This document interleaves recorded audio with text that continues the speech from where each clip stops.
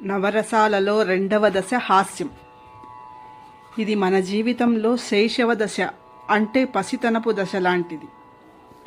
ఆ వయసులో చేసే ప్రతి చేష్ట ఎదుటివారిని ఆనందాన్నే ఇస్తుంది, మనసుకు హాయిని కూడా ఇస్తుంది. మళ్ళీ కావాలనిపిస్తుంది, మళ్ళీ వినాలనిపిస్తుంది, చూడాలనిపిస్తుంది. మనం పండించే హాస్యం ఎదుటివారికి ఆహ్లాదాన్ని ఇవ్వాలి, హాయిగా నవ్వుకునే విధంగా ఉండాలి తప్ప వెగటు కాకూడదు. మనం పండించే హాస్యం మన మానసిక ఆరోగ్యాన్ని కూడా తెలియజేస్తుంది. జాగ్రత్త. మంచి హాస్యం మన చుట్టూ 10 మందిని చేరేలా చేస్తుంది. ఈ గజిబిజి జీవితంలో మంచి హాస్యం ఎంతైనా అవసరం.